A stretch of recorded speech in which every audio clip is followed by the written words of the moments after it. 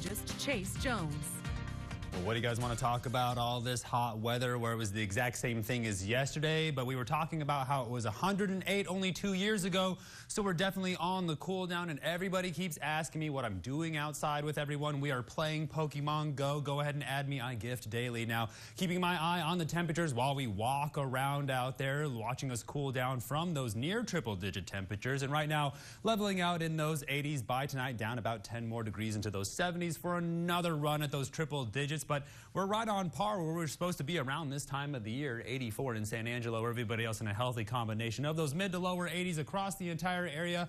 By this weekend, with all these clear skies, it's going to be a beautiful view for the full moon, so I know I'm going to get a whole lot of photos. 87 in Robert Lee, 82 down there in Junction, so 5 degrees across the entire Concho Valley, unless you want to count El Dorado in there. So seeing those cooler temperatures in those lower elevations, but let's see how that correlates to the moisture in the atmosphere. Dew points are in those 50s and 60s, while humidity indices are in those 30s all the way up into those 60s. So we're definitely seeing the rise in moisture, up about double from where we were earlier this afternoon. So we're seeing those drier conditions, relatively speaking, but monsoon season is on its way. So finally going to see some relief from those wildfires, but still keeping our eye on the Gulf Coast because they're trying to decide whether or not this hurricane's going to form or not as the colder weather is on its way in. You see how sunset's getting earlier and earlier with the sun just firing in your eyes on the loop.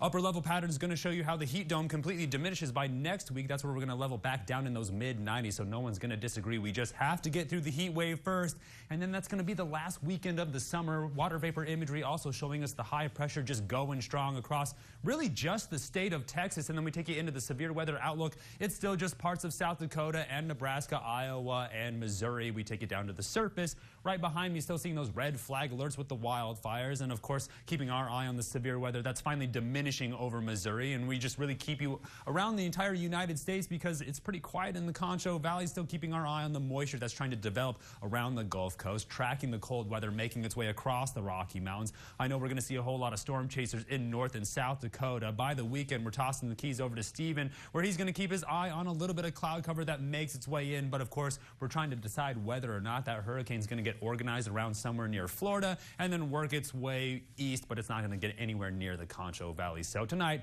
we're tracking how slowly we get down into those 70s, keeping our eye on those southerly winds. Then tomorrow, a good run of those triple digits. We'll see if we get there. Then we're going to correlate that to some of that record data, but I promise you no one's going to be upset if we don't get anywhere near that hot weather, but we're still practicing that hot weather safety. Trust me, if you ask Griff and Brian, they are going out into the sun as we make our way closer towards the last weekend of the summer. Going to still see some of those warmer temperatures, but by next week, finally dropping down into those mid 90s with those overnight lows just staying in those lower 70s. Stay tuned. We'll have more for the break. You're watching KSAN News at 10.